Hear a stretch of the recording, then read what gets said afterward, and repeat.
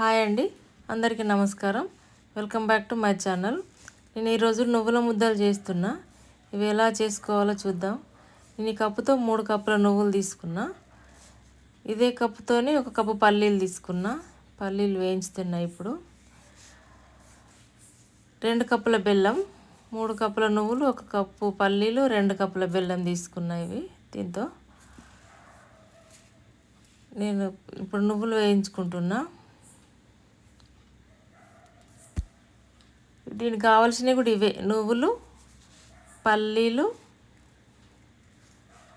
బెల్లం. ఈ మూడే. నేను ఇందులో ఏం వేయట్లేదు, డ్రై ఫ్రూట్స్ అవి ఏం వేయట్లేదు.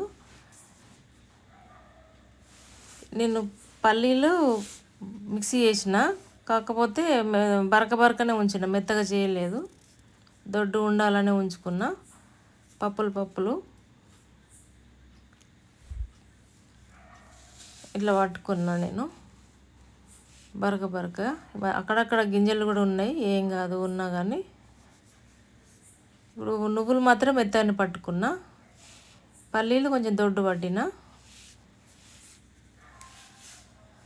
మీరు కూడా ఒకసారి ట్రై చేయండి, పిల్లలు చాలా ఇష్టంగా తింటారు. ఇప్పుడు నువ్వుల పొడిలో నేను బెల్లం కలుపుకుంటున్నా. బెల్లం ఇందులో కలపాలి. నువ్వులు పల్లీల దానిలో కలుపుతలేను, ఓన్లీ నువ్వుల దానిలోనే కలుపుకుంటున్నా.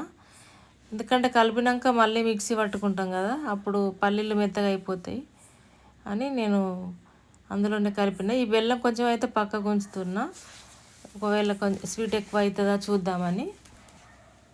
ఇప్పుడు ఇది మిక్సీ పట్టిన పల్లీల నువ్వుల పొడి మెత్తగా పట్టుకున్నా.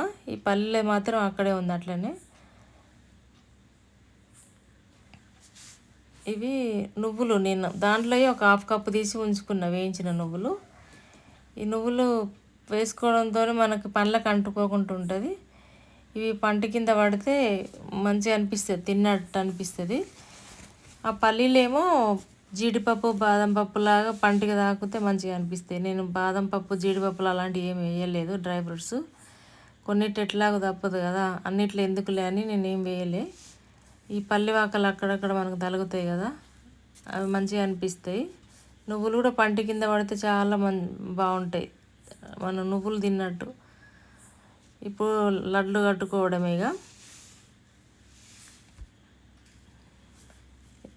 ఒకసారి ట్రై చేయండి మీరు కూడా, ఎలా ఉన్నాయో కామెంట్లో చెప్పండి. నువ్వుల లడ్డు రెడీ అయిపోయింది.